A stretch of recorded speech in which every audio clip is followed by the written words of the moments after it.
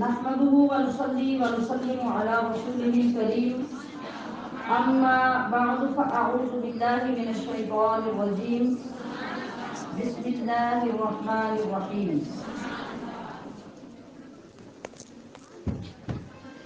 شهر رمضان الذي أنزل فيه القرآن وقال الله تبارك وتعالى في مقام آخر إن الله يحب التوابين ويحب المتطهرين إن الله وملائكته يصلون على النبي يا أيها الذين آمنوا صلوا عليه وسلموا تسلیما۔ الحمدللہ کل ہم نے ایک بہت ضروری اور بہت خصوصی پوائنٹ کی طرف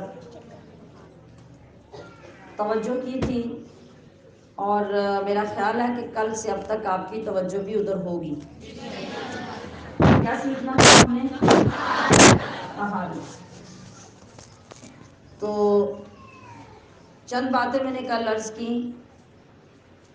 اب آگے بڑھتے ہوئے سب سے پہلے ایک لفظ کی طرف غور فرمائیے جو ہم اکثر بولتے ہیں، اور بولتے ہوئے ہم دو لفظ اکٹھے بولتے ہیں، معنی ہم ایک ہی دونوں کا لیتے ہیں لیکن دونوں کا معنی ایک نہیں ہوتا۔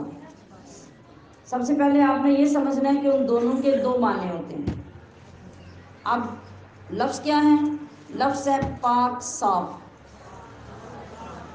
صاف ستھرا۔ بولتے ہیں پاک صاف، صاف ستھرا۔ ہم جو لفظ بولتے ہیں اپنی اردو پنجابی میں، ہم اس کا ایک ہی معنی لیتے ہیں۔ اس کا معنی لیتے ہیں بہت صاف۔ پاک صاف کہتے ہیں بہت صاف، بڑا سچا۔ بندے کو بھی کہتے ہیں بندہ بڑا پاک صاف ہے۔ بندے کو بھی ہم پاک کر دیتے ہیں اور صاف بھی کر دیتے ہیں۔ تو یاد رکھیے کہ پاک کا معنی اور ہے، صاف کا معنی اور ہے، اسے سمجھیں۔ میں نے جو ابھی کپڑے پہنے ہوئے ہیں، آپ کو یہ صاف لگ رہے ہیں؟ صاف ہیں، یہ صاف نظر آ رہے ہیں مجھے بھی، آپ کو بھی، لیکن ان کے صاف ہونے کی وجہ سے ضروری نہیں کہ یہ پاک بھی ہوں۔ ٹھیک ہے؟ پھر پاک صاف کا لفظ ہم نہیں بول سکتے نا جی۔ اور اگر یہ کپڑے 2 دن سے پہنے ہوئے ہوں، میلے ہوئے ہوں، کام کرنے کے بعد کچھ میل کچھ داغ لگ گئے ہیں تو وہ کپڑے صاف نہیں ہیں، لیکن کیا ضروری ہے کہ وہ پاک بھی نہیں ہیں؟ نہیں نا، وہ پاک ہو سکتے ہیں نا۔ تو پھر پاک اور ہوا، صاف اور ہوا۔ میں سمجھا سکتی ہوں کہ نہیں بات؟ جی۔ تو پاک اور ہوتا ہے، صاف اور ہوتا ہے۔ پاک اور صاف دونوں اکٹھے ہو جائیں تو نور علی نور ہے۔ لیکن اگر کسی وقت کپڑا صاف ستھرا نہ ہو لیکن پاک ہو تو اس سے عبادت یعنی نماز ہو جائے گی۔ لیکن اگر چمکدار کلف لگی ہوئی ہو، پریس ہوئے ہوئے ہوں لیکن پاک نہ ہوں تو نماز، فرق پڑ گیا نا پاک اور صاف میں جی۔ تو ہمیں سب سے پہلے اس مطلب کو سمجھ کر اپنی اصطلاح کو اور اپنے کانسیپٹ کو ٹھیک کرنا ہے۔ پاک صاف دونوں چیزیں اکٹھی مل جائیں تو الحمدللہ یہ بہت عطا کی بات ہے، ہمارا لباس پاک بھی ہو صاف بھی ہو۔ لیکن اگر کبھی مجبوری ہو جائے، پاک تو ہو صاف نہ ہو، صاف ہونے کا یہ بھی مطلب نہیں کہ وہ اتنا میلا کچیلا ہو کہ بندے کا دیکھنے کو دل بھی نہ کرے۔ میلا کیا ہوتا ہے؟ مطلب تھوڑا استعمال ہوا ہوا، اس کے ساتھ پہن کے کام کیا ہوا، کچھ دیکھنے سے لگ رہا ہو کہ اتنا نیٹ نہیں ہے لیکن وہ پاک ہے تو اس کے ساتھ عبادت ہو جائے گی۔ اور جو پہلی بات میں نے بتائی وہ صاف تو بہت ہے لیکن پاک نہیں ہے، اب اس کے صاف ہونے کا آپ کو فائدہ نہیں ہے، اس سے آپ کی عبادت نہیں ہوگی۔ تو اب ہماری عبادت کے لیے افضل طریقہ کیا ہے؟ ہمارا لباس پاک بھی ہو، صاف بھی ہو۔ بعض میلے لباس ایسے ہوتے ہیں کہ ان کو تھوڑا سا اگر میلا دکھائی دے رہا ہے وہ لباس تو اس سے عبادت میں کوئی فرق نہیں پڑتا، لیکن بعض میلے لباس ایسے ہیں جن کے ساتھ نماز پڑھنا مکروہ ہے۔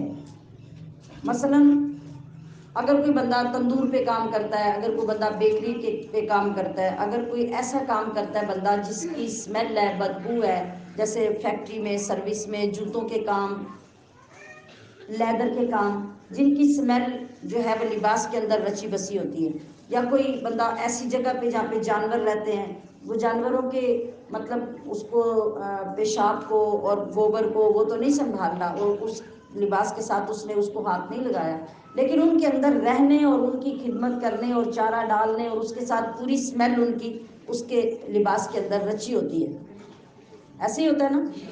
تو اس طرح کا لباس اگر آپ میرے پاس بیٹھیں گے تو میں برداشت کر لوں، لیکن مجھے ناگوار گزرے گا، میرے ساتھ بیٹھنا مشکل ہو جائے گا، میں آپ کے ساتھ بیٹھ جاؤں تو آپ کا مجھے برداشت کرنا مشکل ہو جائے گا، بیزاری ہوگی اور آپ بیزاری سے برداشت کریں گے، ایسی بات یہ۔ آپ دیکھتے ہیں کہ جو خواتین گھروں میں کام کرتی ہیں، گھروں میں گوبر کا کام کرتی ہیں، جانوروں کے ساتھ کام کرتی ہیں، ان کے لباس میں ہر وقت ایک اسمیل ہوتی ہے، اور جب وہ آپ کے گلے ملتی ہیں تو آپ کی سانس رکنے لگتی ہے، آپ کو بیزاری ہوتی ہے۔ اسی طرح کے اور کاموں میں بھی آپ تصور کر لیں، مخصوص کام ہوتے ہیں تو اس میں بھی دوسرا بندہ جب قریب ہوتا ہے تو اس کو بیزاری ہوتی ہے۔ اب وہ لباس اگرچہ 100 بار وہ کہیں کہ یہ ناپاک نہیں ہے، یہ پاک ہے، مگر صاف نہیں ہے۔ اچھا، اب اس لباس میں آپ ایک بندے کے گلے ملیں، بندے کے قریب جا کے بیٹھیں تو بندہ آپ کو بیزاری سے برداشت کرے گا، تو جب وہ لباس پہن کے آپ نماز پڑھیں گے تو رب کی بارگاہ میں کیا سین ہوگا؟ ہمارا ادب کیا ہونا چاہیے؟ ہونا چاہیے کہ نماز کے وقت میں ہم، جو خواتین متقی، نیک، پرہیزگار، نمازی ہوتی ہیں، ان میں بہت سی خواتین کا یہ طریقہ ہوتا ہے کہ گھروں میں گوبر سنبھالنا، جانوروں کو سنبھالنا، ان کو نہلانا، چارہ دینا، دودھ نکالنا، یہ ان کی ذمہ داری ہوتی ہے۔ تو اب وہ تو چھوڑ نہیں سکتی، لیکن کیا کرتی ہیں، ان کا اہتمام یہ ہوتا ہے کہ وہ نماز کے وقت اپنا لباس تبدیل کر لیتی ہیں، اور ادب بھی یہ ہے کہ تبدیل کیا جائے۔ اگر آپ یہ سوچیں کہ ان چٹے چٹے کپڑے بدل دے رہی ہیں، تو ایک دن میں صبح کے وقت آپ نے ایک شادی پہ جانا ہو، دوسرے وقت میں دوسرے، اور رات کو مہندی کے فنکشن میں جانا ہو، تو مجھے انصاف سے بتائیے ایک ڈریس چلے گا؟ نہیں چلے گا نا؟ ہاں، تو وہاں جہاں آپ نے فیشن اور ایک برائی کو جا کے شو آف کرنا ہے اور اپنی انا کو تسکین دینی ہے، وہاں آپ 3 دفعہ ڈریس بدل سکتے ہیں، چلیں اس کو بھی چھوڑیں، چلیں اس میں تو 2-2 3-3 گھنٹے کا فرق ہوگا۔ ایک بچہ یا ایک لڑکی اسکول یا کالج میں ایک ٹیبلو پیش کرتی ہے، اس کا دوسرے ٹیبلو میں بھی حصہ ہے، تیسرے میں بھی حصہ ہے، ایک چیز پرفارم کر رہی ہے، پھر دوسرے میں کر رہی ہے، پھر تیسرے میں کر رہی ہے، تو کیا ہوتا ہے، وہ ایک پرفارم کر کے جاتی ہے، اسٹیج پہ پردہ آ جاتا ہے، تھوڑی دیر بعد واپس آتی ہے تو وہ لڑکا بنا ہوتا ہے، تیسری بار پھر واپس آتی ہے تو وہ دادی اماں بنی ہوتی ہے۔ لباس بدلا کہ نہ بدلا؟ بدلا نا؟ تو وہ اپنا جو کردار ہے وہ وہاں پہ اپنی پرفارمنس کے لیے، ایک تماشا دکھانے کے لیے، ایک ڈرامہ دکھانے کے لیے آپ 1 گھنٹے میں 3 سے 4 لباس ہر بار بدل بدل کے آ جائیں، آپ کو فرق نہیں پڑتا۔ تو سوچیں نا، نماز کس کے پاس جانا ہے، نماز کہاں جائے گی، اور آپ نماز میں خود کہاں جا رہے ہیں؟ تو اللہ کا تو حق ہے، اور پھر اللہ کی چاہت بھی یہ ہے، اللہ جمیل و یحب الجمال، اللہ تو خوبصورت ہے، اتنا خوبصورت کہ ہم بیان نہیں کر سکتے، اور وہ خوبصورتیوں کو پسند کرتا ہے، تو پھر ہم خوبصورتیاں اپنا کر اس کے دربار میں نہیں جاتے، اور حرام جگہوں پہ اپنا حسن دکھانے کے لیے بار بار بدل بدل کے جاتے۔ پیچھے کہیں کسی بیان میں نے یہ واقعہ سنایا تھا کہ ایک غیر مسلم خاتون جو بیانات سن کر علماء دین سے دین کی شان، نماز کا تقرب، اس کے فائدے سن کر مسلمان ہو جاتی ہے، اور پھر قرآن کو پڑھتی ہے، قرآن کی محبت پیدا ہوتی ہے، نماز کو پڑھتی ہے، نماز کی روح کو پہچاننے کی کوشش کرتی ہے۔ نماز کی روح کیا ہے؟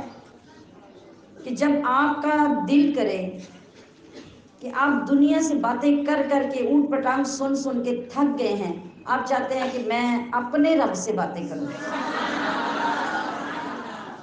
تو کیا طریقہ ہے؟ اللہ اکبر، سبحانک اللہم و بحمدک، رب کی بڑائی بیان کر کے رب کی تعریفیں شروع کر دی۔ اب آپ کی باتیں شروع ہو گئی رب کے ساتھ۔ تو جب آپ کا دل کرے کہ آپ کا رب آپ کے ساتھ باتیں کرے، تو پھر کیا کریں؟ پھر قرآن کھول لیں۔ قرآن کھولیں گے تو آپ کا رب آپ کو پچھلی ساری امتوں کی بھی باتیں سنائے گا۔ سن رہے ہیں نا آپ؟ کتنا لطف آ رہا ہے روزانہ سن کر؟ یہ رب سنا رہا ہے نا، تو یہ رب ہم سے باتیں کر رہا ہے۔ اب جب دل کیا کہ رب کی سنیں، قرآن کھولو، جب دل کیا اپنی سنائیں، مصلی بچھا لو۔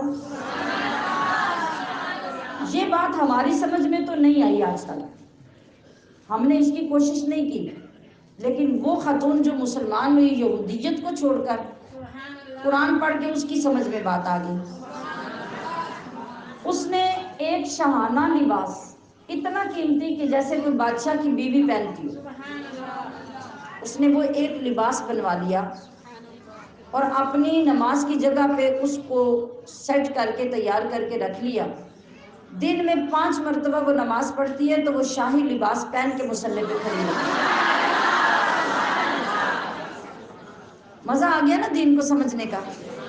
سمجھ آ گئی کہ میرا اور میرے رب کا تعلق کیا ہے، سمجھ آ گئی کہ میرا حسن دیکھنے کا سب سے زیادہ حقدار کون ہے۔ وہی جس نے حسن دیا ہے، وہی تو خوش ہوگا کہ میری دی ہوئی چیز کو بنا سنوار کے میرے سامنے لا رہے ہیں۔ تو ایسے کام کرنے والے، ایسے ڈیوٹی دینے والے لوگ جتنے بھی ہوں، مرد ہوں، عورتیں ہوں، ان کے لیے صحیح طریقہ یہ ہے کہ وہ نماز کے وقت میں 2 منٹ میں اپنا لباس تبدیل کریں اور نماز پڑھیں، اور اگر کام جاری ہے تو دوبارہ اپنا پہلے والا لباس پہنیں۔ اب اس صورت میں آپ کو پاک اور صاف لباس میسر آ گیا۔ لیکن اگر آپ کا لباس صرف صاف ہے، چمک دمک والا ہے، بہت ساری خواتین کی یہ عادت ہوتی ہے، بلکہ اکثر ہے ہی یہ عادت، کہ جو کام والے بھاری سوٹ ہوتے ہیں ان کو فنکشن میں پہنا، آ کے اتارا، رکھ دیا، اگلے فنکشن میں نکالا، پہنا، اتار کے رکھ دیا۔ اس دوران بعض اوقات آپ نے کوئی بچہ اٹھایا ہوا ہے، فار ایگزامپل اگر بچے کا پیمپر لیک کر گیا ہے، آپ کے لباس کے اوپر کوئی داغ لگ گئے ہیں، بچے نے دودھ پھینک دیا ہے، آپ نے اتنی جگہ کو دھویا نہیں دھویا، جس طریقے سے بھی کیا آپ نے اس کو رکھ دیا اور دوبارہ پہن لیا، تو کیا اب یہ قیمتی لباس جو ہے یہ پاک ہے؟ نہیں۔ تو جب آپ کبھی نماز پڑھیں گے، پہلی بات تو یہ ہے کہ یہ سوٹ ہوتے اس لیے ہیں کہ ان میں نماز ہی نہ پڑھی جائے۔ ہاں، جب آپ وہ سارا کچھ بن ٹھن کے وہ سٹائل بنا کے جائیں گے تو آپ تو انہیں ٹیڑھا ہاتھ بھی نہیں لگائیں گے کہ کہیں خراب نہ ہو جائے میری سیٹنگ، تو نماز کہاں پڑھیں گے؟ تو اگر پڑھیں گے تو پھر اگر یہ لباس ناپاک ہے تو ناپاک لباس کے ساتھ وہ جتنا بھی قیمتی ہے ہوتا رہے، آپ کی نماز نہیں ہوتی۔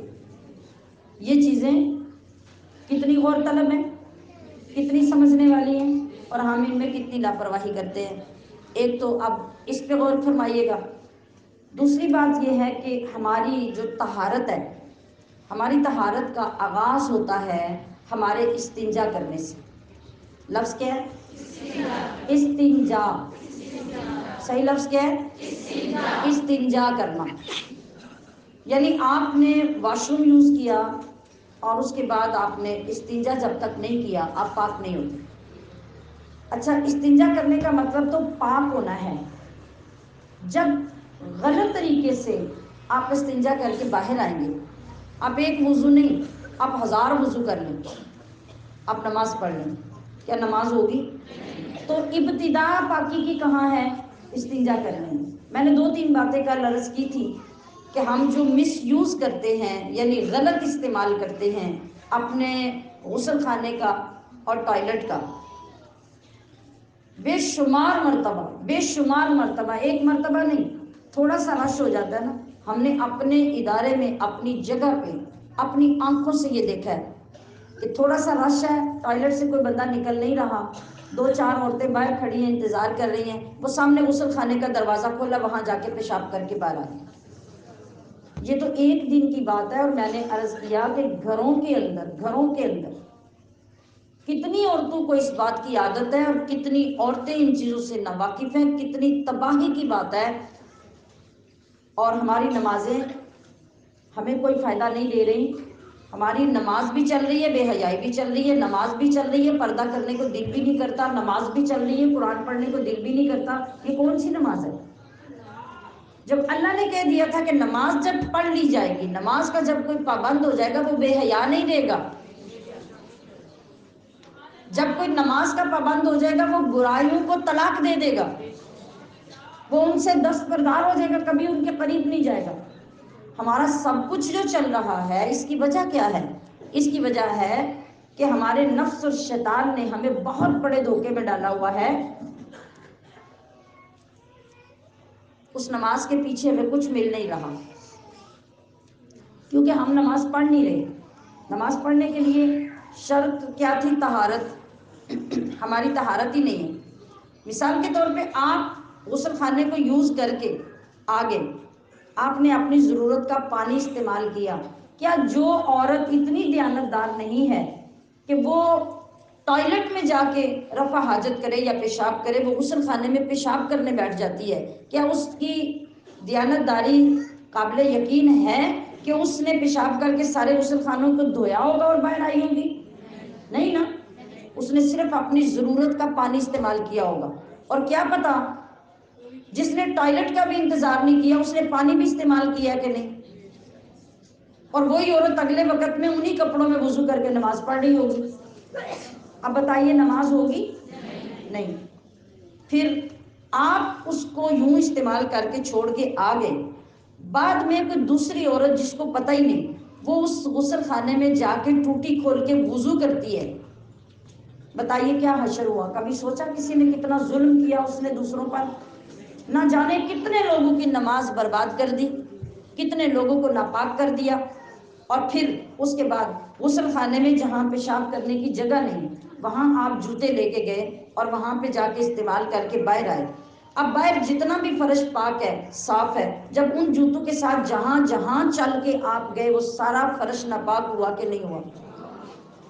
ذرا غور کیجئے ہماری عورتوں نے کیا سیکھ رکھا ہے، وہ کتنی گندگی کتنی ناپاکی میں زندگیاں گزار رہی ہیں۔ اور یہی کچھ گھروں میں ہوتا ہے، گھروں میں یعنی ہمیں کس سے پتہ چلتا ہے؟ آپ کی اولاد کو دیکھ کر پتہ چلتا ہے کہ آپ کے گھر میں کیا سکھایا جا رہا ہے۔ اگر کوئی چیز ناپاک زمین پہ گر گئی ہے، فار ایگزامپل کوئی بچہ آ گیا، بچے نے پیشاب کر دیا، اور اگر کوئی عورت آپ کی اپنی بہو کیوں نہ ہو، آپ کی بیٹی کیوں نہ ہو، وہ کیا کرے گی؟ وہ کپڑا لے کے، ٹاول لے کے، کوئی چیز لے کے اس کو صاف کرے گی۔ صاف کر کے پہلی تو بات یہ کہ اسی کوئی پیشاب سے دگنی جگہ پہ پھیلا کے پھیر دے گی، یہ پاکی ہوئی ہے یا آپ نے ناپاکی اور پلیدی کو پھیلا دیا؟ پھر اگر وہ دھو کے لائے کے لیے، جس عزیزہ کا سوال تھا کپڑا پاک کرنے کا طریقہ، وہ ذرا توجہ رکھیں، یا پھر اگر اس نے یہ کر بھی لیا کہ جا کے اس کو دھویا، کپڑے کو دھویا، جہاں دھویا، دھونے کے بعد اس جگہ کو وہ پاک کر کے آئی؟ نہیں، جس کپڑے کو وہ دھونے گئی تھی اس کے اوپر اس نے پانی ڈالا اور ہلکا سا نچوڑا لا کے دوبارہ فرش پہ ڈال دیا، اب وہاں جدھر وہ دھو کے آئی ہے وہاں بھی ناپاکی باقی ہے۔ کپڑا نچوڑ کے اس نے ٹوٹی کو ہاتھ لگایا تھا، ٹوٹی بھی ناپاک ہو چکی ہے، اور واپس آ کے دوبارہ اس کپڑے کو دور تک پھیر دیا، سارے فرش کو اس نے برباد کر دیا۔ اور پھر اس سے بڑی بدنصیبی یہ ہے کہ اگر کوئی سانس ناپاکی کا خیال رکھنے والی ہے اور وہ اس نے بہو کو کہہ دیا کہ بہو اس طرح نہیں اس طرح کر دو، تو وہ کہے گی اٹھ کے آپ کو کر لیں۔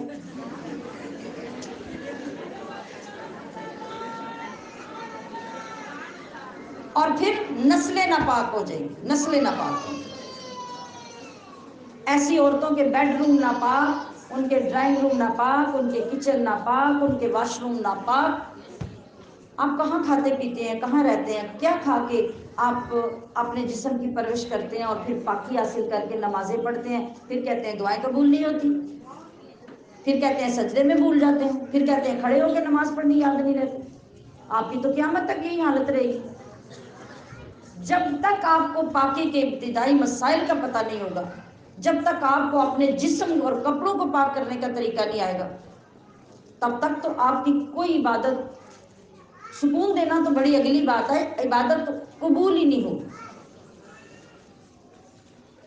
یہ واحد دین اسلام ہے جس دین کا نبی اپنی زبان سے اپنی امت کو استنجا کرنا بھی سکھا رہا ہے۔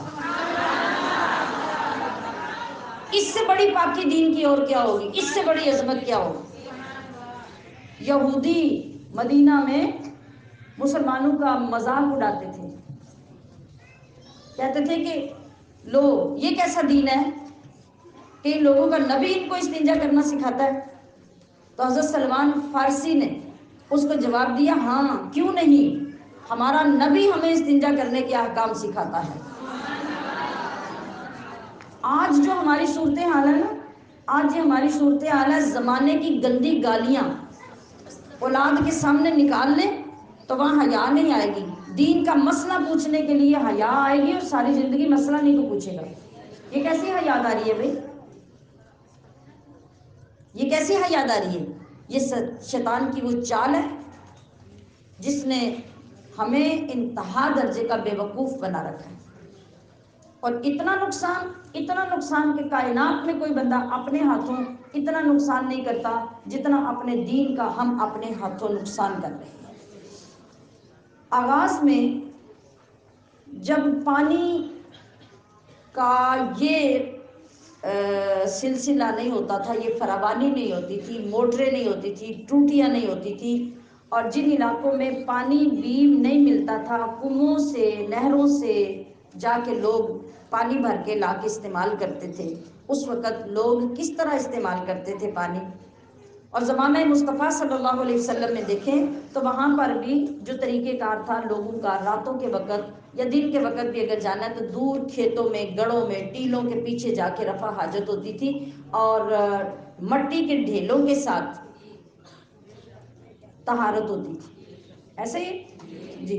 اب اس کے بعد افضل طریقہ کیا ہے؟ افضل طریقہ یہ ہے کہ ڈھیلے کے ساتھ جسم صاف اور خشک کرنے کے بعد پھر پانی کے ساتھ دھویا جائے۔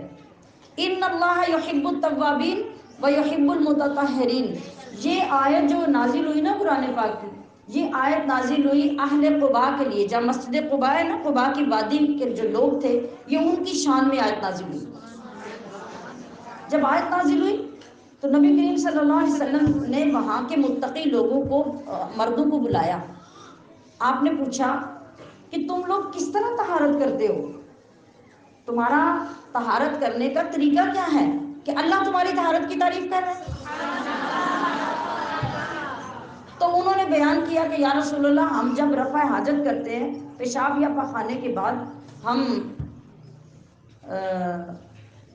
پہلے ڈھیلے استعمال کر کے مٹی سے ہم اپنے جسم کو خشک کرتے ہیں، اس کے بعد پھر پانی کے ساتھ دھوتے ہیں۔ تو نبی کریم صلی اللہ علیہ وسلم نے خوش ہو کر فرمایا کہ یہی بہترین طریقہ طہارت کا۔ اب آئیے اپنے طریقے کی طرف، جو آج ہمیں انگریز نے طریقہ دے دیا ہے، شاور کرنے کا، کموڈ استعمال کرنے کا، یا پھر اگر WC پہ بھی بیٹھ کے آپ پانی یوز کرتے ہیں تو اس کا طریقہ کار کیا ہوتا ہے؟ یہ خود چیک کریں، میری بات کا جواب اپنے اندر سے لیں۔ کیا ہماری طہارت کامل ہوتی ہے؟ طریقہ ہمیں یہ بتایا گیا سب سے پہلے یہ کہ جب آپ رفع حاجت کر لیتے ہیں، فارغ ہو جاتے ہیں واش روم میں، تو آپ اپنی عادت اور اپنی کیفیت کو خود دیکھیں۔ اکثر یہ ہوتا ہے کہ جب عورت یا مرد پیشاب سے فارغ ہوتے ہیں تو اس کے بعد جسم کے اندر سے وقتاً فوقتاً پیشاب کا قطرہ خارج ہوتا ہے۔ حکم یہ دیا گیا ہے کہ جب آپ واش روم میں جائیں تو سکون سے پیشاب خارج ہونے کے بعد سکون سے بیٹھیں، جب تک کہ آپ کو یقین نہ ہو جائے کہ آخری قطرہ بھی آپ کے اندر سے نکل گیا ہے۔ اور جس وقت ہم یہ دیکھتے ہیں کہ یہ بچیاں بھی ہماری اور یہ خواتین بھی ادھر گئی واش روم میں، ادھر باہر آئیں، اتنے میں ان کا استنجا بھی ہو گیا، ان کی طہارت بھی ہو گئی، وہ سب کچھ فارغ ہو کے کر کے آ گئی، اور کیا بڑی بڑی خواتین کو دیکھا جاتا ہے کہ واش روم سے جب آتی ہیں تو اپنی ٹانگوں کو اپنی شلوار کے ساتھ صاف کر رہی ہوتی ہیں۔ یہ بات غلط کر رہی ہوں میں؟ تو کیا کر رہے ہیں آپ وہ ناپاکی اپنے کپڑوں کے ساتھ صاف کر رہے ہیں۔ طریقہ کیا ہے؟ آج اگر ہمارا دور ایسا نہیں ہے کہ ہمارے واش روم میں وہ مٹی کے ڈھیلے رکھے ہوئے ہوں، اور مٹی کے ڈھیلے رکھے ہوئے ہوں تو پھر کیا ہم ان کو ٹوائلٹ میں بہائیں گے، وہ سارا ٹوائلٹ 2 دن میں بند ہو جائے گا؟ آپ یہی کہنا چاہیں گے؟ تو پھر اس کا متبادل کیا ہے؟ اس کا متبادل آج کے دور میں ہمارے پاس ٹیشو پیپر ہے۔ اس کا طریقہ مٹی کے ڈھیلوں کی جگہ پہ استعمال کرنے کا یہ ہے کہ جب آپ پیشاب سے یا پاخانے سے فارغ ہو جاتے ہیں تو آپ پہلے تسلی کریں کہ کوئی قطرہ اندر سے اب دوبارہ نکل رہا ہے۔ بعض بندے کو کیفیت کا پتہ چل جاتا ہے کہ بعض اوقات پرابلم پیشاب کی باقی رہتی ہے اور اس سے جلن ہونے لگ جاتی ہے، جب تک وہ قطرے اندر جو رہ جاتے ہیں وین میں وہ نکلتے نہیں تو جلن ختم نہیں ہوتی۔ اس کے لیے فقہا نے کیا طریقہ بتایا کہ جس طرح آرٹیفیشل طریقے سے آپ تھوڑا سا زور لگا کے کھانستے ہیں یوں، آپ یوں جب کھانسیں گے 2-3 مرتبہ تو آپ کا وہ جو رکا ہوا پیشاب کا قطرہ ہوگا وہ نکل آئے گا۔ آپ کو واش روم میں پھر یہ طریقہ اختیار کرنا چاہیے۔ پھر ہمیں شریعت نے طریقہ بتایا کہ اپنے الٹی طرف والے پیر کے اوپر بوجھ ڈال کے بیٹھو، اگر پیشاب یا پخانہ نکلنے خارج ہونے میں تکلیف یا پرابلم ہے تو اس سے آپ کے لیے آسانی پیدا ہوگی۔ اور جب آپ کو تسلی اور یقین ہو جائے کہ آپ اس کیفیت سے فارغ ہو گئے ہیں، پھر اس کے بعد کیا کریں؟ پہلے ٹیشو پیپر سے اپنے جسم کو صاف کریں۔ جہاں جس جگہ پہ آپ کو لگ رہا ہے کہ پیشاب سے یا پخانے سے آپ کی جگہ گیلی ہے، آپ اس کو پہلے ٹیشو پیپر سے صاف کریں۔ اس کا کیا فائدہ ہوگا کہ وہ جو قطرے پیشاب کے یا پیشاب کا اثر آپ کے جسم پہ ہے پہلے وہ خشک ہو جائے گا، پانی ڈالنے سے پھیلے گا نہیں، پانی ڈالنے سے دھلے گا۔ اور اگر یہاں بچے نے تھوڑا سا پیشاب کیا ہوا ہو، آپ اس کو ڈرائی کیے بغیر اوپر پانی ڈال دیں، کیا ہوگا؟ پوری بھری ہوئی بالٹی پانی کی میں ایک قطرہ پیشاب کا گر جائے نا، ساری بالٹی ناپاک ہے۔ ایک قطرہ پیشاب، تو جب وہ ایک قطرہ آپ کے جسم کے اندر لگا رہے گا اور اوپر سے آپ پانی ڈالیں گے وہ پھیلے گا کہ نہیں؟ اگر بالٹی پوری پانی کی ناپاک ہو سکتی ہے تو جو آپ کے جسم پہ پانی لگ رہا ہے وہ بھی تو ناپاکی پھیلا رہا ہے نا۔ زمین پہ اگر پیشاب گرا ہے، اس کو خشک کیے بغیر پانی ڈالا تو کیا ہو رہا ہے؟ وہ جہاں تک پانی آپ وائپر سے لے کے جائیں گے وائپر بھی ناپاک، فرش بھی ناپاک، وہ جگہ بھی ساری ناپاک۔ تو پاک کرنے کا طریقہ کیا ہوگا؟ پہلے آپ اسے کسی ایسے ہی کسی ٹیشو وغیرہ کے ساتھ یا کسی کپڑے کے ساتھ اس کو وہیں پہ پورا جذب کریں، جذب کرنے کے بعد پھر آپ اس کو پانی سے دھوئیں۔ آپ کو وہ واقعہ یاد ہے کہ جب ایک مشرک آیا تھا نبی کریم صلی اللہ علیہ وسلم کی مسجد میں اور اس نے آپ کی مسجد میں پیشاب کر دیا تو صحابہ کرام دوڑے، پہلے تو اس کو وہاں سے بھگانے کے لیے، اس کو مارنے کے لیے۔ حضور صلی اللہ علیہ وسلم کی تعلیمات دیکھی، آپ نے فرمایا نہیں، پیشاب کرتے ہوئے اس کو مت روکو، اس کو پیشاب کرنے دو۔ جب وہ کر لیا پھر وہ بھاگ گیا، آپ علیہ السلام نے صحابہ سے کہا کہ اس کو دھو کے صاف کر دیں۔ پانی سے دھونا ناپاکی کو ختم کرتا ہے، آپ نے وہاں سے پانی سے دھلوایا اور یہی ایک افضل طریقہ ہے، مگر اس کو دھونے کا طریقہ کیا ہوگا کہ وہ پانی دھوئے، پانی ناپاکی کو پھیلائے نہیں۔ اگر آپ نے استنجا کرنا ہے، مطلب آپ نے پاخانے سے فارغ ہو کے استنجا کرنا ہے، تو اس کا طریقہ کیا ہے کہ پہلے صاف کرتے ہوئے جو درست طریقہ ہے وہ یہ ہے کہ پہلے اگلی طرف سے پیچھے کی طرف کاغذ کو یا ٹیشو کو لے جا کر آپ صفائی کریں، پھر دوسری مرتبہ پیچھے سے آگے کی طرف اور پھر آگے سے پیچھے کی طرف، یہ 3 مرتبہ کسی چیز سے پہلے وہ ناپاکی جو غلاظت لگی یا پخانہ لگا ہے اس کو صاف کریں اور اس کے بعد پھر پانی کے ساتھ دھوئیں۔ اب جب پانی دھوئے گا تو پانی اس جگہ کو پاک کر دے گا۔ اگر آپ نے پہلے اس جگہ کو ڈرائی نہیں کیا، خشک نہیں کیا اور آپ نے پانی ڈالنا شروع کر دیا، وہ پانی پھیلا، اور پانی جب آپ آگے سے ڈالتے ہیں تو آپ کے پیچھے پیٹھ تک پانی چلا جاتا ہے، تو وہ جو پانی پیشاب کے قطروں والا پانی تھا وہ اگر پیٹھ تک چلا گیا تو اس نے پیٹھ تک کی جگہ کو ناپاک کر دیا، اور آپ نے فوراً شاور سے پانی بہایا یا اس سے لوٹے سے پانی بہایا اور اسی طرح لچڑتے ہوئے گندے قطرے لے کر آپ کھڑے ہو گئے، اور وہ سارا ملا ہوا پانی ناپاکی اور پانی کا وہ آپ کے جسم کے ساتھ، کپڑوں کے ساتھ، سب کے ساتھ لگ گیا۔ آپ نے وضو کیا، جا کے نماز کے لیے کھڑے ہو گئے، کون سی طہارت کی آپ نے؟ کون سی طہارت کی؟ اللہ کے نیک بندوں کی صحبت اور مرشد کامل کا یہ فیض ہوتا ہے کہ وہ وہاں تک کی تربیت کرتا ہے جہاں تک کوئی سوچ بھی نہیں سکتا، اور کائنات کے مرشد کامل محمد مصطفیٰ ہیں اور یہ تربیت انہوں نے کی۔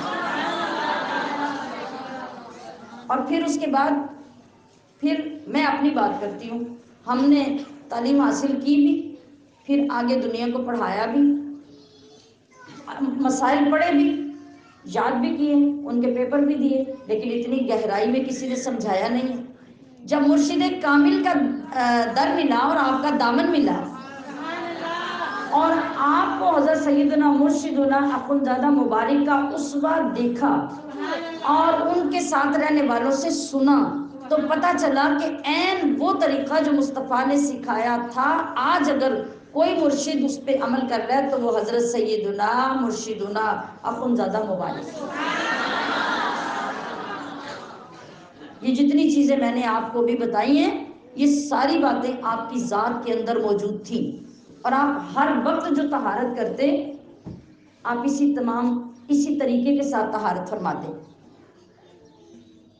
اور اتنی تاکید یہ مکمل طور پہ واش رومز کے اندر ٹیشو کا استعمال اور ٹیشو کا مطلب استعمال کا طریقہ، یہ ہمارے بڑے بڑے علماء جو اپنے وقت کے جید علماء تھے نا، ان کو بھی طہارت کے اس طریقے کا پتہ نہیں تھا، یہ مبارک صاحب نے انہوں سے سیکھی، مبارک صاحب نے ان کو سکھائی اور بڑے بڑے علماء کی طہارت کا طریقہ ٹھیک ہوا۔ ورنہ آج بھی جن کی وابستگی کسی مرشد کامل کے ساتھ نہیں ہے نا، آج بھی ایسے علماء کو ملے، آپ کو سینکڑوں ایک دن میں مل جائیں گے جن کو طہارت کی ان باریکیوں کا پتہ نہیں ہوگا۔ اور آپ کے تقوی کا عالم، ہم جو وضو کرتے ہیں، ہم وضو کرتے ہیں اور وضو کرنے سے ہمارا جو پانی گرتا ہے وہ پانی ناپاک ہوتا ہے کہ پاک ہوتا ہے، لیکن وہ دوسری کسی چیز کو پاک نہیں کر سکتا۔ اس نے ایک دفعہ ہمارے بدن کو دھویا نا، پاک کیا، اب دوبارہ وہ کسی اور چیز کو پاک نہیں کر سکتا، خود پاک ہے۔ اور دوسری طرف روحانی طور پہ کیا ہے؟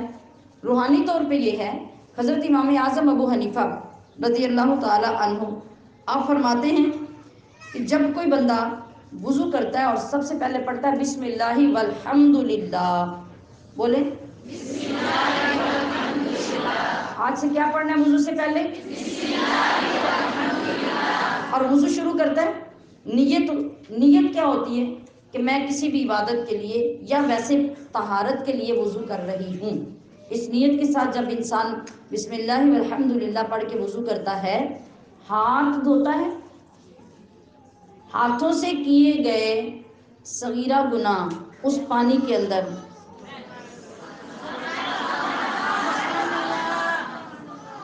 پانی نے اپنے اندر وہ ہمارے گناہ لے لیے نا۔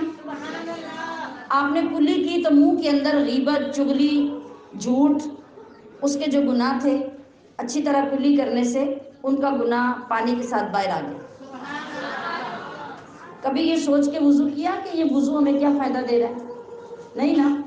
تو ناک میں پانی ڈالا، چہرے پہ پانی ڈالا، آنکھوں پہ پانی گیا، چہرے کے آنکھوں کے گناہ پانی کے ساتھ بہہ گئے۔ اور حضرت امام اعظم ابو حنیفہ کا روحانی مقام یہ تھا کہ جب کوئی بندہ وضو کر رہا ہوتا تھا تو اس کے کون کون سے گناہ بہ رہے ہیں وہ پانی کے اندر سے دیکھ لیا کرتے تھے۔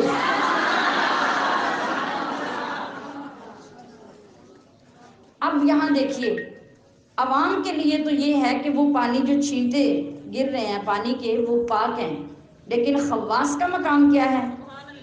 خواص کا مقام یہ ہے کہ حضرت مبارک صاحب رحمۃ اللہ علیہ نے پولیتھین یا پلاسٹک جو شیٹ ہوتی ہے جو ہم بچھاتے ہیں نیچے، اس شیٹ کا ایک اپنا ایپرن بنوایا ہوا تھا۔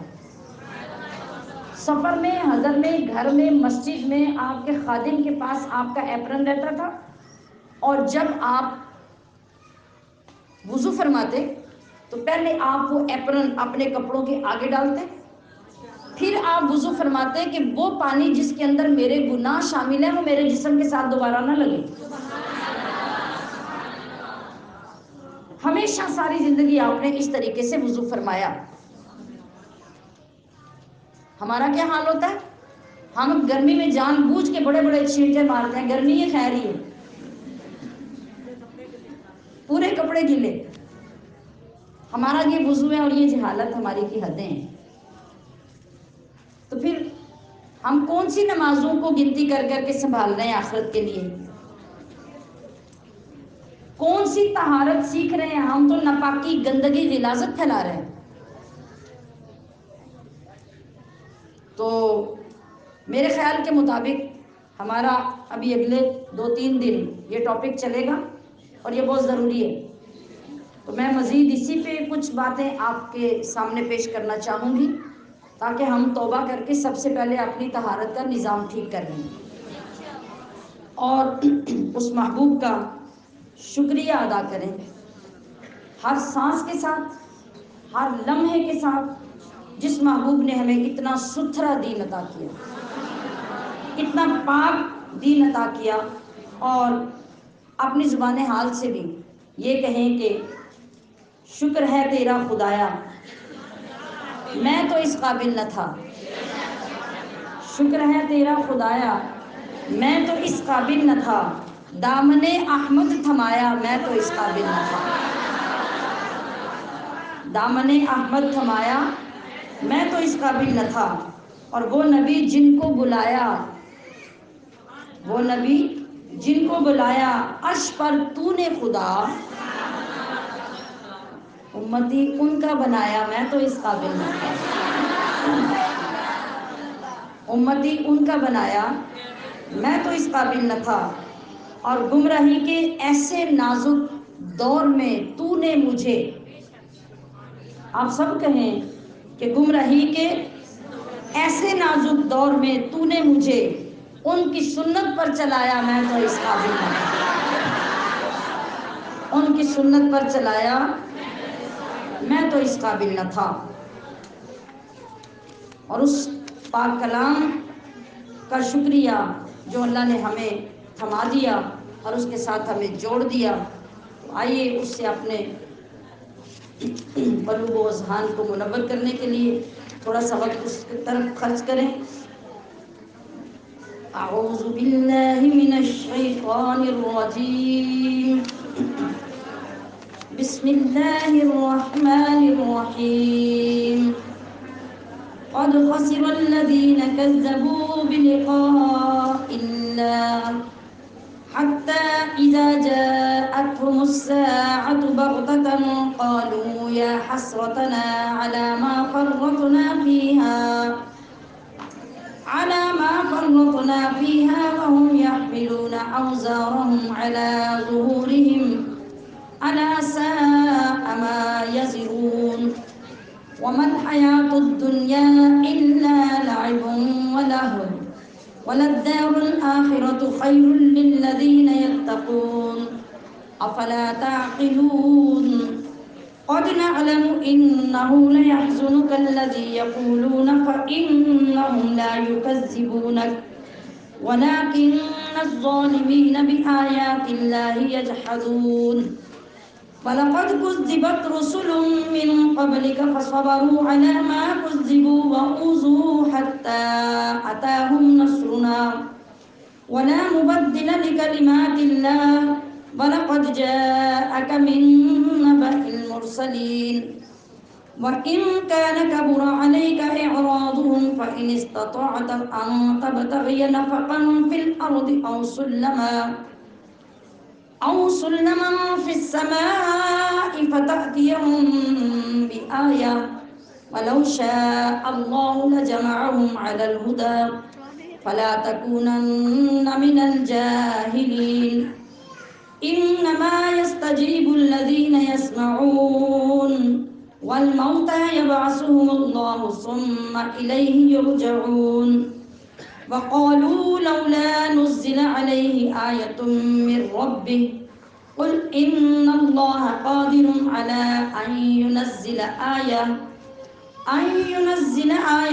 ولكن أكثرهم لا يعلمون وما من دابة في الأرض ولا طائر يطير بجناحيه إلا أمم أمثالكم ما فرطنا في الكتاب من شيء ثم إلى ربهم يحشرون والذين كذبوا بآياتنا صم وبكم في الظلمات من يشاء الله يضلله ومن يشاء يجعله على صراط مستقيم قل أرأيتكم إن أتاكم عذاب الله أو أتتكم الساعة أغير الله تدعون إن كنتم صادقين بل إياه تدعون فيكشف ما تدعون إليه إن شاء وتنسون ما تشركون صدق الله العظيم.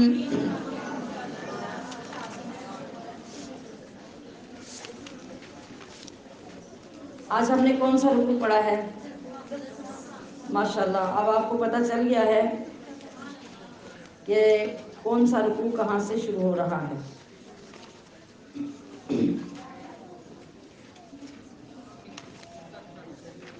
جی 10ویں رکوع میں یقیناً پچھلے کل کے سبق کے ساتھ تعلق قائم ہے.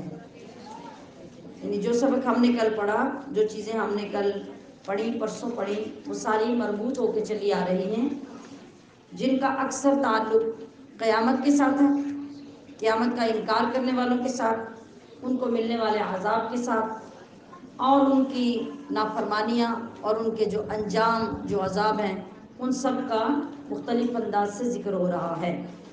تو آج اس سے اگلی بات شروع ہو رہی ہے، قد خسرہ، تحقیق یا بے شک، خسارے میں رہے. خسارہ کیا ہے؟ نقصان میں رہے. الذین کذبوا، وہ جنہوں نے جھٹلایا. کس کو جھٹلایا؟ بلقاء اللہ. میں نے عرض کیا تھا کل کی گفتگو میں کہ کفار اور مشرکین قیامت کا انکار کرتے تھے، اور وہ اس بات کا بھی انکار کرتے تھے کہ قبر سے دوبارہ اٹھنا کیسے پاسیبل ہے، یہ ممکن ہی نہیں ہے، اور معاذ اللہ یہ جو کچھ ہمیں بتایا جاتا ہے یہ ساری کہانیاں ہیں اور افسانے ہیں، اس کے اندر حقیقت نہیں ہے. حتیٰ کہ اذا جاءتہم، جب ان پر آ گئی، الساعۃ، قیامت، بغتۃ، اچانک، قالوا، وہ بولے، یا حسرتنا، ہائے افسوس ہمارا. یعنی اب تو کوئی چارہ نہ رہا، اب تو جس چیز کا انکار کرتے تھے وہ سب کچھ آنکھوں کے سامنے آ گیا. تو وہ کیا کہنے لگے؟ ہائے ہمارا افسوس، علی ما فرطنا، اس پر جو ہم نے کوتاہی کی. کوتاہی کیا سمجھ رہے ہیں آج؟ کہ کاش ہم نے دنیا میں مان لیا ہوتا اور اقرار کر لیا ہوتا کہ واقعی ایسا ہوگا، اور ہمیں یقین آ جاتا کہ اللہ واقعی علی کل شیء قدیر ہے. ہم نے اس پر جو کوتاہی کی، فیہا، اس کے ماننے میں، کس کے؟ قیامت کے. وہم یحملون، اور وہ اٹھائے ہوئے ہیں اوزارہم اپنے بوجھ. کس چیز کے بوجھ؟ سامان کے، دولت کے، گناہوں کے بوجھ. علی ظہورہم اپنی پیٹھوں پر، یعنی جس کے جو گناہ، جو ظلم، جو زیادتیاں ہوں گی نا قیامت میں، وہ اس کے سر پہ، اس کے کندھوں پہ لاد دیے جائیں گے. وہ اکیلا نہیں چلے گا پھر قیامت میں، وہ سارے وہ بوجھ لے کے چلے گا. اب بندہ سوچ لے کہ اس کے گناہوں کے بوجھ کیا ہیں. میں ایک مثال دے دوں آپ کو. یہ سارے وہ مرد حضرات جو دادے، باپ، بھائی، بھتیجے، وہ سب جو عورتوں کے حصے کھانے والے، یا کان پہ گولی رکھ کے زبردستی بخشوا لینے والے، یا دروازے بند کر کے بہنوں پہ ظلم کر کے ان سے دستخط کروا لینے والے، یا بننے کے ساتھ جس کا بننا ہے زمین والے، وہ ایک دوسرے کی زمین کا حصہ کھا لیتے ہیں. کسان کیا کرتا ہے؟ دو کئیاں مار کے اتنی سی مٹی اپنی طرف کر کے سارا دن خوش ہوتا رہتا ہے کہ میں نے فلاں کی زمین اتنی اپنی طرف کر لی. اس ظالم کو یہ پتہ نہیں کہ میں نے اپنے اوپر کتنا بڑا ظلم کر دیا. تو اللہ کے نبی کیا فرماتے ہیں؟ جس بندے نے کسی بھی ناجائز طریقے سے کسی دوسرے کی ایک بالشت، یہ دیکھیے ایک بالشت یہ کتنی ہوتی ہے، ایک بالشت کتنی زمین ہے، اور اس زمین کو کوئی کیا کرے گا؟ وہاں تو اس کا ایک پیر بھی نہیں آتا. اس کے ہاتھ کی بالشت اس کے پیر سے چھوٹی ہوتی ہے کہ نہیں؟ اس کا ایک پیر بھی نہیں آتا کہ اس کو وہاں رکھ کے کھڑا ہو جائے. تو نبی علیہ السلام نے فرمایا کہ اتنی زمین بھی اگر کوئی کسی کی ناحق لے لیتا ہے تو قیامت کے دن اس بندے کا جسم پھیلا پھیلا کے اتنا بڑا کر دیا جائے گا، اتنا بڑا کر دیا جائے گا کہ پہاڑوں سے بڑا ایک بندے کا جسم ہو جائے گا، اور 7 زمینوں کے برابر بوجھ یا 7 زمینوں کے برابر وزن اٹھا کے اس کے کندھے پہ رکھا جائے گا اور کہا جائے گا اب اسے اٹھا اور چل اور مزہ چکھ اس کا جو تو نے کسی کی زمین کا حق کھایا.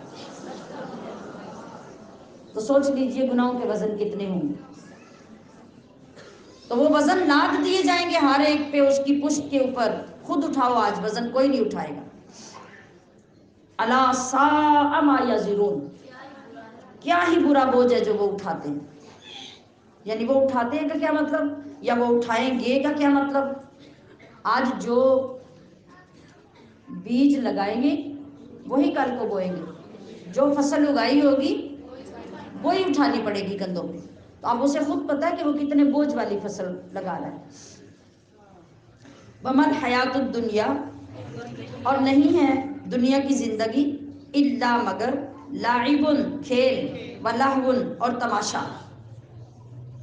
میں نے کئی بار آپ کو یہ سمجھانے کے لیے ایک مثال عرض کی کہ اللہ پاک نے لہوم و لعب یا لاعبم و لہو دونوں لفظوں کو آگے پیچھے کر کے بے شمار مرتبہ قرآن پاک میں بندے کو سمجھایا کہ دنیا بنائی گئی ہے جس مقصد کے لیے، اس مقصد کو اختیار کرو. دنیا کو اپنی اجارہ داری مت سمجھ لو. وہاں قانون اللہ کا ہے، جو اللہ چاہے گا وہ ہوگا. تمہیں جتنا اختیار دیا گیا ہے تم اتنا استعمال کرو. تمہیں جس کام کے لیے بھیجا گیا ہے تم وہ کرو.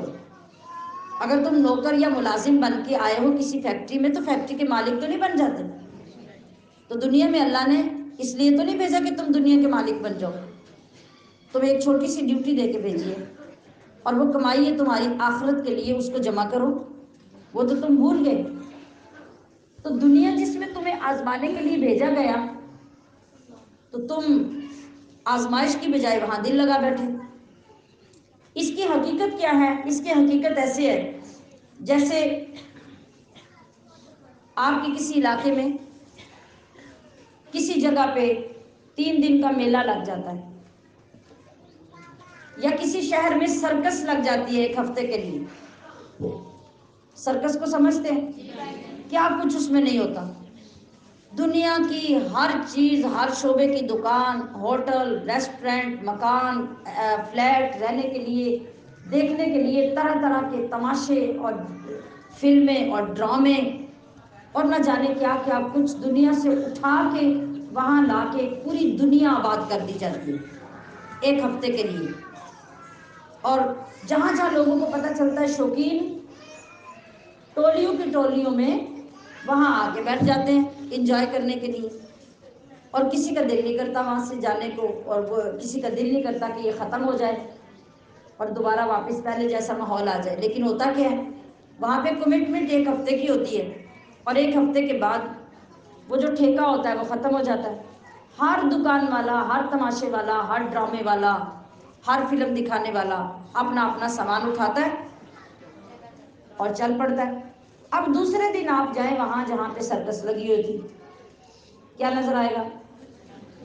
گندگی، غلاظت، ریپرز، شاپرز، چھلکے، گند، یہ سب وہاں پڑا ہوگا. ایک لمحہ وہاں کی بدبو اور غلاظت آپ کو وہاں رکنے نہیں دے گی. اللہ پاک سمجھا رہا ہے کہ لوگوں دنیا کی مثال ایسی ہی ہے، یہ کھیل اور تماشا ہے، اس نے ایک دن میں ختم ہو جانا ہے اور تم پھر پچھتاتے نہ رہ جانا، پھر تمہارے پاس کچھ باقی نہیں بچے گا. ابھی تمہاری جو آزمائش اور تمہارا جو عمل دیکھنے کے لیے تمہیں دنیا میں بھیجا ہے، تم اس کی طرف توجہ دو، اس لیے کہ تمہیں فوراً بلا لیا جائے گا، اور جب بلایا جائے گا تو پیچھے پلٹ کے کاغذ بھی اٹھا کے لے کے جانے کی مہلت نہیں دی جائے گی. وَلَلدَّارُ الْآخِرَةُ، اور بے شک آخرت کا گھر، خَيْرٌ لِلَّذِينَ يَتَّقُونَ، وہی بہتر ہے ان کے لیے جو اللہ سے ڈرتے ہیں. افلا تعقلون، تو کیا اتنی عقل بھی نہیں تم رکھتے؟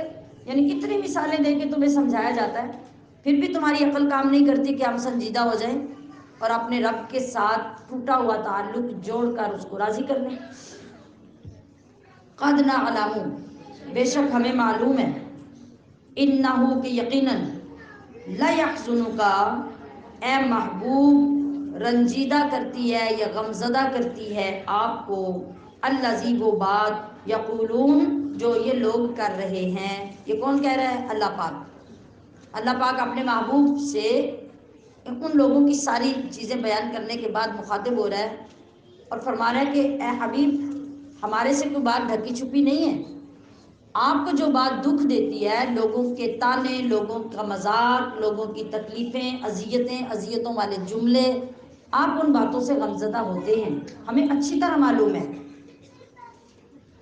اور یہ بھی معلوم ہے کہ فَإِنَّهُمْ لَا يُكَذِّبُونَكَ، کہ وہ حقیقت میں آپ کو نہیں جھٹلاتے، وَلَكِنَّ الظَّالِمِينَ، اور لیکن یا بلکہ یہ لوگ ظالم جو ہیں، بِآیاتِ اللہ، اللہ کی آیتوں سے، یجحدون، انکار کرتے ہیں. اصل میں آپ کا انکار نہیں، یہ اللہ کی آیتوں کا انکار ہے. تو ہم ان تمام چیزوں کو جانتے ہیں، لہٰذا آپ حوصلہ رکھیے. وَلَقَدْ كُذِّبَتْ، اور بے شک جھٹلائے گئے ہیں، رسل، اور رسول، من قبل، آپ سے پہلے. تو ان کا طریقہ کیا رہا؟ فَصَبَرُوا، تو انہوں نے صبر کیا، عَلَىٰ مَا كُذِّبُوا، اپنے جھٹلائے جانے پر، وَأُوذُوا، اور ستائے جانے پر، حَتَّىٰ أَتَاهُمْ نَصْرُنَا، یہاں تک کہ آ پہنچی انہیں ہماری مدد. یعنی جب ہم اچھی طرح لوگوں کو موقع دے لیتے ہیں، یا وہ توبہ کر لیں یا حد سے گزر جائیں، اور پھر اپنے نیک بندوں کا صبر آزما لیتے ہیں، تو پھر کیا کرتے ہیں؟ پھر ہم اپنی مدد بھیجتے ہیں. وَلَا مُبَدِّلَ، اور نہیں کوئی بدلنے والا، لِکَلِمَاتِ اللہ، اللہ کے کلمات کو. یعنی جب اللہ کا کوئی حکم جاری ہو جاتا ہے یا اللہ کسی کے بارے میں کچھ کہہ دیتا ہے، تو کائنات ساری مل کر اس کو بدلنا چاہے تو بدل نہیں سکتی.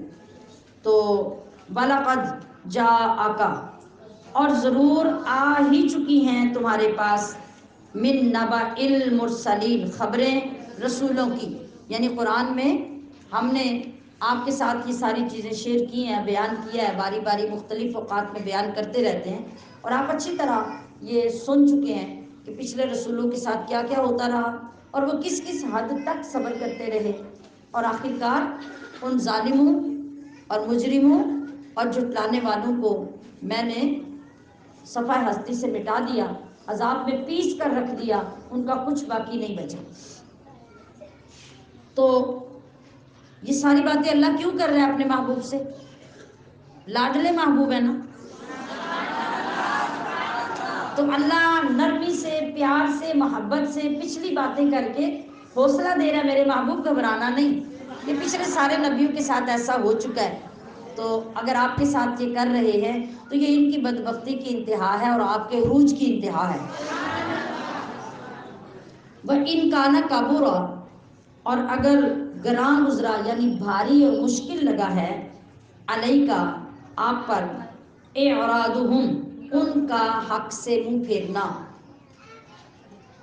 یعنی جو بندہ محبت کرنے والا ہوتا ہے، درد رکھنے والا ہوتا ہے، ہمدرد اور غم گسار ہوتا ہے، اس کا دل کیا کرتا ہے کہ جو بھی بندہ حق کی بات سنے اور جو میرے سامنے آئے وہ اللہ کا مقرب بن جائے، کوئی بندہ گناہگار بچے ہی نہ جو دوزخ میں جا سکے۔ اگر ہم جیسے چھوٹے چھوٹے غلام جو اس ڈیوٹی پہ کھڑے کر دیے گئے ہیں، ہماری دن رات کی محنت کا تقاضا یہ ہوتا ہے اور ہمارا یہ دل چاہتا ہے کہ اگر ایک وقت میں 10,000 بندہ آیا تو جب اٹھے تو 10,000 متقی ہو جائے، ایک وقت میں 1,000 بندہ سامنے بیٹھا ہے تو اللہ اتنا کرم کر دے کہ 1,000 کے دل پھیر دے۔ جب ہمارے چھوٹے چھوٹے کام اور ہمارے چھوٹے چھوٹے دل جب دین کے ساتھ مخلص ہو جاتے ہیں تو ہمارے دل کی خواہش سے بن جاتی ہے، اور لوگوں کے برے حالات پر اور گناہگاریوں اور بدعمالیوں پر آنکھوں سے آنسو جاری ہو جاتے ہیں، تو ذرا سوچئے وہ تو رحمت للعالمین، اور وہ تو امت کے غم کے لیے پوری پوری رات اس طرح کھڑے ہو کے عبادت کرتے ہیں کہ اللہ کو پھر جبریل بھیج کے کہنا پڑتا ہے کہ اے محبوب کیوں اپنا حال یہ بنا رکھا ہے، تھوڑا تھوڑا جاگا کریں، تھوڑا تھوڑا کھڑے ہوا کریں اور عبادت ضرور کریں، مجھے ضرور پکاریں، اپنی امت کے لیے شفاعت ضرور کریں، لیکن اپنا یہ حال نہ کریں۔ تو کتنا درد تھا اس محبوب کی چاہت کے اندر، اور آپ کس قدر یہ چاہتے تھے، کتنی شدت سے کہ میرے ساتھ جڑنے والا کوئی شخص ہدایت سے خالی نہ رہ جائے۔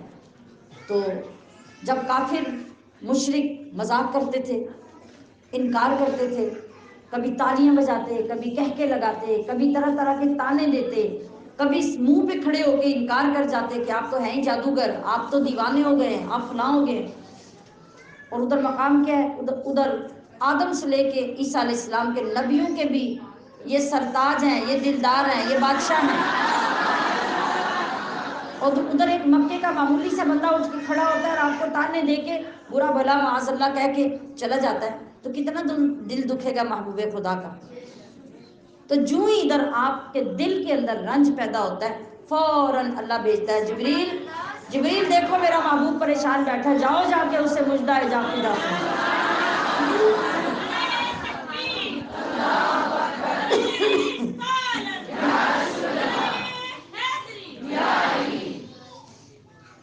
تو جبریل فوراً اللہ کا پیغام لے کے آ جاتے ہیں۔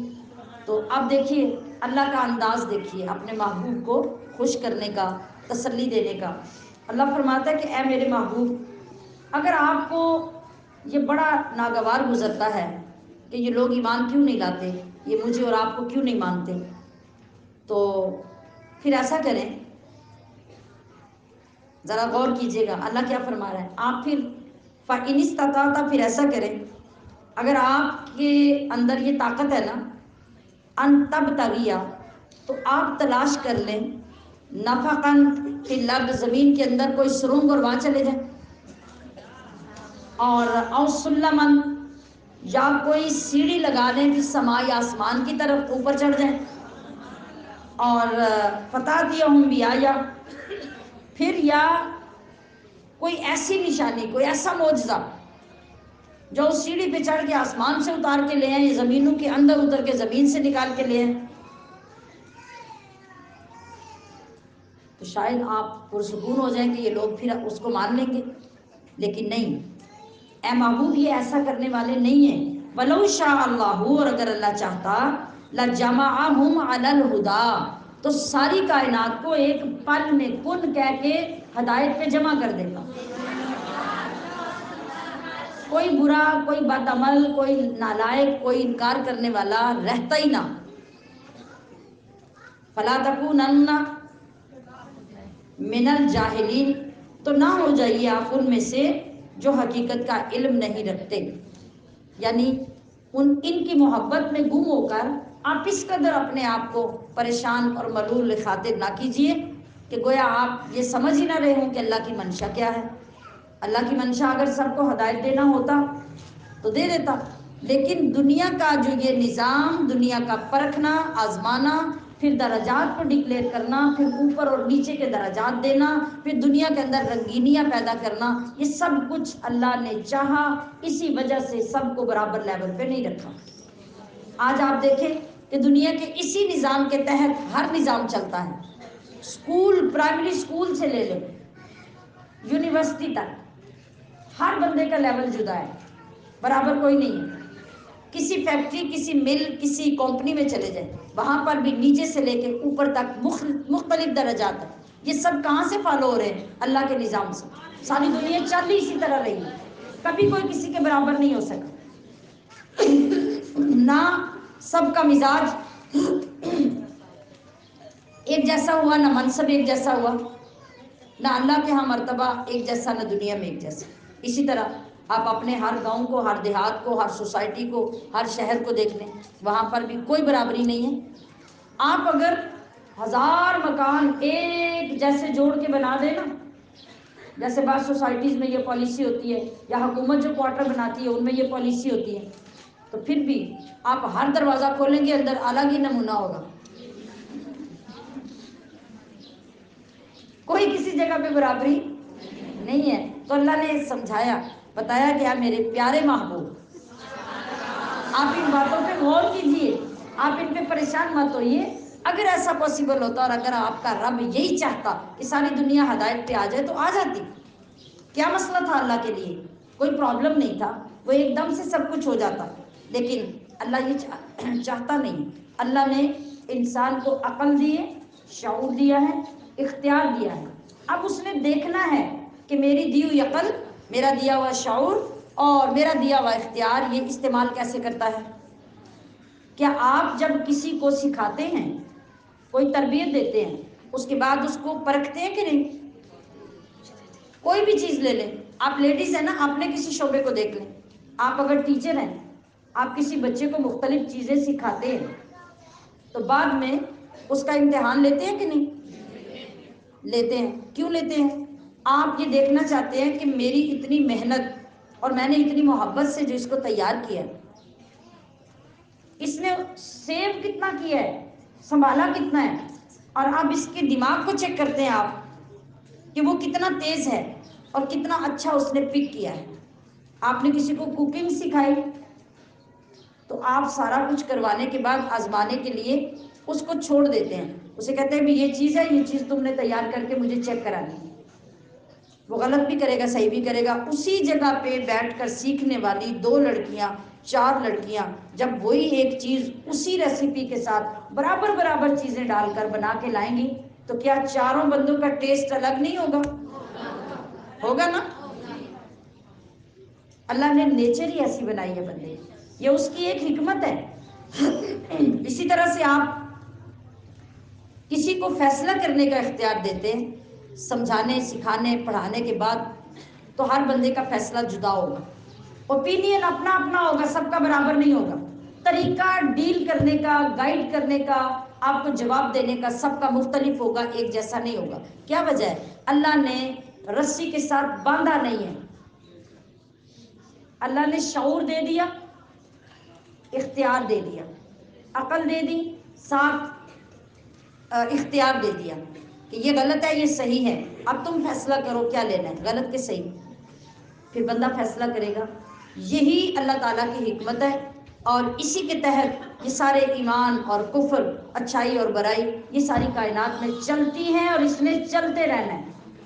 اس میں ہماری ذمہ داری کیا ہے کہ جو نیکی، جو اچھائی، جو تعلیم ہمارے پاس آئی ہے، ہم اس کو لے کے اٹھ کھڑے ہوں اور اپنا کام کرتے جائیں جب تک موت نہیں آ جاتی. اپنے نبی کی فرما برداری میں لگے رہو اور اس کا پیغام دیتے رہو. آگے لینے والے سننے والوں کی قسمت ہے کہ وہ اپنے نبی کے کتنا قریب آ سکتے ہیں اور کتنے لوگ بدبخت ہو کے دنیا سے نکل جاتے ہیں. تو اس کو ہم جھٹلا بھی نہیں سکتے، تبدیل بھی نہیں کر سکتے. انما، اب دیکھیے اللہ تبارک و تعالیٰ نے آگے پھر وضاحت کی. انما یستجیبو، بے شک صرف وہی قبول کرتے ہیں، الذین یسمعون، جو سنتے ہیں. اچھا آپ مثال کے طور پہ دیکھیں، آپ جتنے سارے لوگ بیٹھے ہیں ان میں سنتے سنتے کوئی بندہ سو جاتا ہے،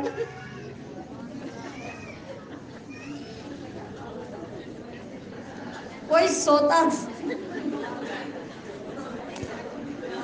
سوتا تو نہیں، لیکن اس کا دھیان کبھی دائیں کبھی بائیں ہو جاتا ہے، تو بات سکپ ہو گئی نا.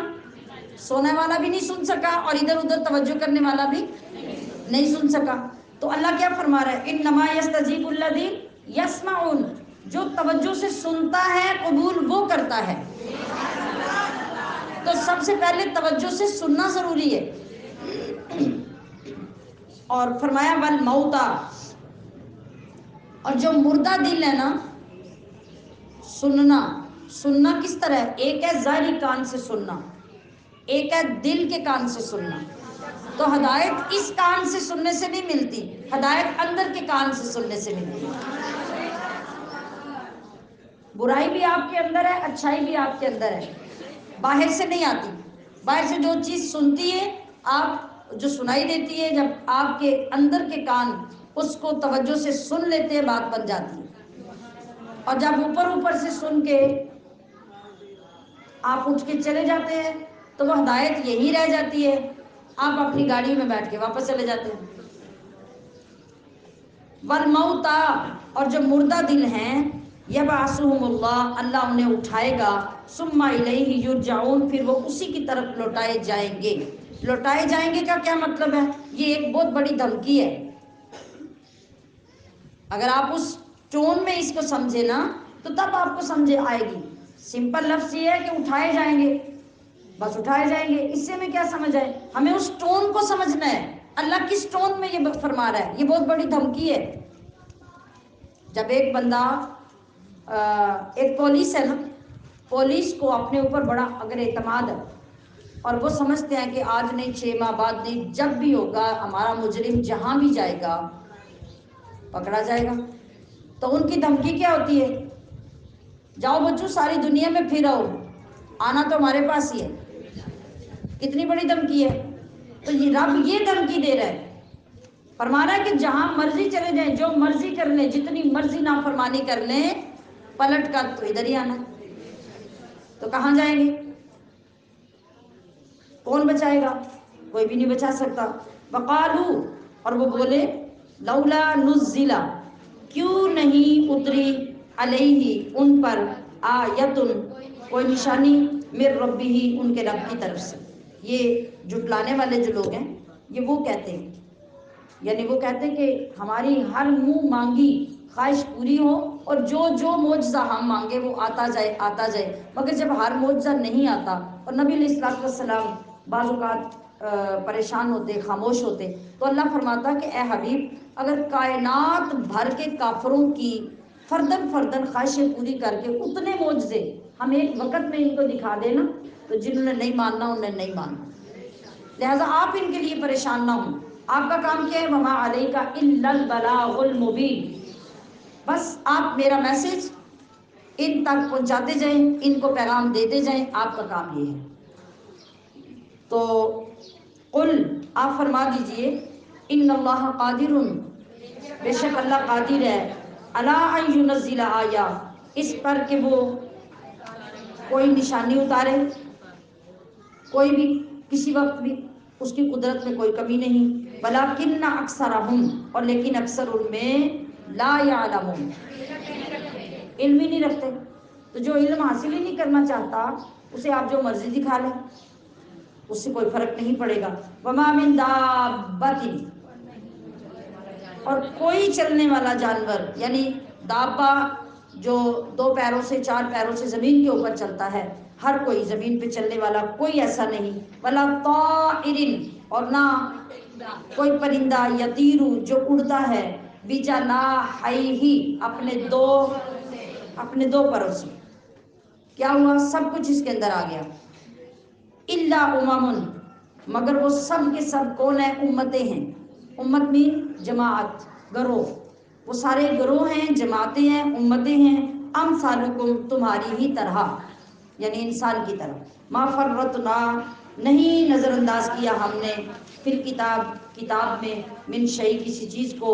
सुम्मा इला रब्बिहिम, फिर वो अपने रब की तरफ, युहशरून, उठाए जाएंगे, ये जमा किए जाएंगे।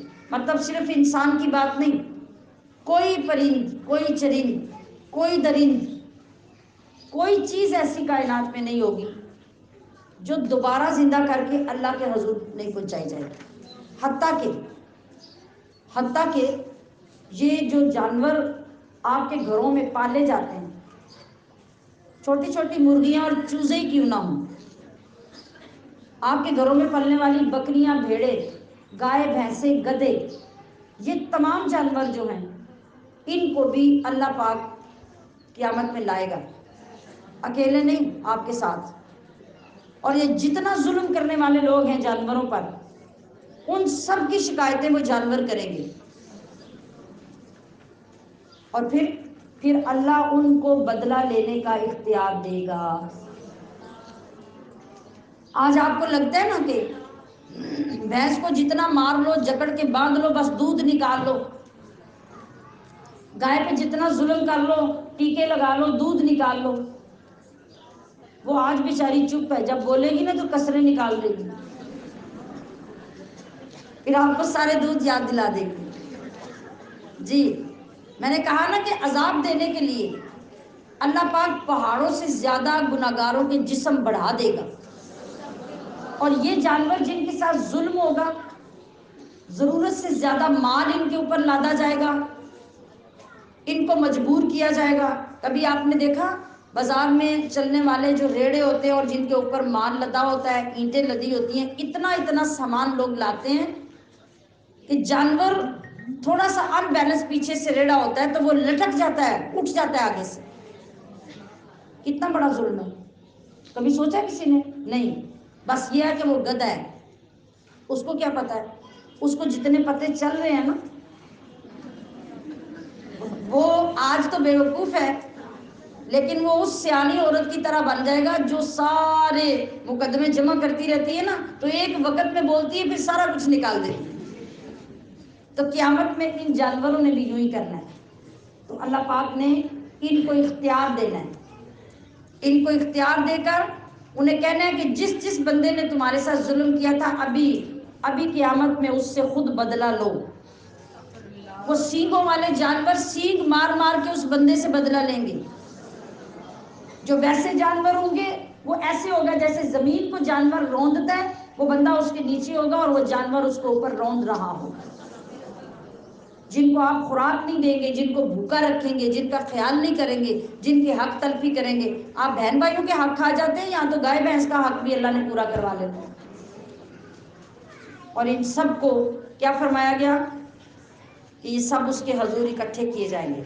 वल्लदीना कज़्ज़बू बिआयातिना, और वो जिन्होंने हमारी आयतों को झुटलाया, सुम्मुन, वो बहरे, व बुकमुन, और गूंगे हैं, फिज़्ज़ुलुमात, वो अंधेरियों में पड़े हुए हैं। यानी उन्हें कुछ दिखता होता तो वो इतना जुल्म करते ही ना, वो ऐसे ही है जैसे अंधेरियों में पड़े हुए हैं। मन यशा इल्लाहु, जिससे अल्लाह चाहे, युदलिल, उसे गुमराह कर दे। वमन यशा, और जिसे चाहे, यजअलहु, उसको लगा दे, अला सिराती मुस्तकीम, सीधी राह। अब इसका ये मतलब नहीं कि अल्लाह ने नहीं चाहा तो हम नेक नहीं हुए। अल्लाह कब नहीं चाहता? जब अल्लाह बार बार मानने को कहता है और हम नहीं मानते, जब बार बार अल्लाह संवरने को कहता है हम नहीं संवरते। तो फिर एक हद होती है ना, जब हम वो क्रॉस कर जाते हैं तो अल्लाह कहता है ठीक है, फिर जो तुम्हारी मुद्दत थी वो ख़त्म हो गई, अब तुम्हारे लिए सीधी राह की कोई गुंजाइश नहीं, अब शौक पूरा कर लो। कुल अरअयतुम, आप फरमाइए कि तुम भला बताओ, इन अताकुम, अगर तुम्हारे पास आए, अज़ाबुल्लाह, अल्लाह का अज़ाब, औ अततकुम अस्साआ, या तुम्हारे ऊपर क़यामत आ जाए, अगैर अल्लाह, तो क्या अल्लाह के गैर को तदऊना, तुम पुकारोगे? یہ سمجھایا جا رہا ہے۔ آج اگر اللہ اور رسول کو نہ ماننے والوں، کافروں، مشرکوں، بد مذہبوں، ذرا سوچو، اگر ابھی تمہارے اوپر بیٹھے بیٹھے قیامت آ جائے تو اس وقت کسے پکارو گے؟ اپنے بتوں کو، اپنے معبودوں کو؟ وہ تو کافر اور مشرک بھی تھے۔ قرآن کریم میں ہے کہ جب وہ دریاؤں میں جاتے، وہ سمندروں میں جاتے، کشتیوں میں بیٹھتے، طوفان آتے، جہازوں میں بیٹھتے، پھنس جاتے، تو وہاں اللہ کو ہی پکارتے، وہاں اللہ کو ہی پکارتے، اور جب طوفان تھم جاتے، کشتیاں اور جہاز کنارے پہ لگ جاتے، طوفان سے باہر آ جاتے، پھر آ کے بتوں کو پوجنا شروع کر دیتے۔ اندر سے ہمارا حال بھی یہی ہے۔ جس وقت ہمارے اوپر بنتی ہے نا، بڑی بڑی منتیں مانتے ہیں، تو جب وہ ٹل جاتی ہے، اللہ پوری کر دیتا ہے، تو پھر آ کے پوچھتے ہیں کہ باجی جی انج کر لیے، یہ کام اوکھا ہے، اس کو یوں کر لیں، اب اس کو چھوٹا کر لیں، اب یہ تھوڑا کر لیں، اب اس طرح منت پوری ہو جائے گی۔ ہمارا بھی تو اندر سے وہی حال ہے نا۔ تو اللہ کی پناہ میں آنا چاہیے، اور ہمیں شیطان کے شر سے بچنے کے لیے ہمیں بھی دعا کی بڑی ضرورت ہے۔ ان کنتم صادقین، اگر تم سچے ہو تو اللہ فرماتا ہے کہ میں قیامت بھیجتا ہوں نا، تو تم اپنے سارے معبودوں کو اکٹھا کرو، انہیں کہو کہ آ کے اس قیامت سے بچا لو۔ بلکہ اسی کو، اللہ فرما رہا ہے کہ آپ انہیں بتائیں کہ بلکہ اسی کو، تدعون، تم پکارو گے اللہ کو، فیکشف، تو وہ دور کر دے گا، ما تدعون الیہ، وہ تکلیف جس کے لیے تم نے پکارا تھا، انشاء، اگر چاہیں، وتنسون، اور اگر تم بھول جاؤ گے، ما تشرکون، جسے تم شریک ٹھہراتے تھے۔ کہ پیچھے بھی ہم نے پڑھا کہ قیامت کے دن وہ کھڑے ہو کے قسمیں کھا جائیں گے، کہیں گے کہ نہیں نہیں یا اللہ، ہم تو مشرک تھے ہی نہیں، حالانکہ ساری زندگی شرک میں گزاری تھی۔ تو اللہ تبارک و تعالیٰ آج وہ تمام حال بیان کر رہا ہے جو قیامت میں جا کے ہونے ہیں۔ تو کم از کم اب تو ہمیں سوچ لینا چاہیے کہ وہ ساری سچائی ابھی ہمارے سامنے ہے۔ اللہ رب العزت ہمیں حق کو سمجھنے اور اس پہ عمل کی توفیق عطا فرمائے۔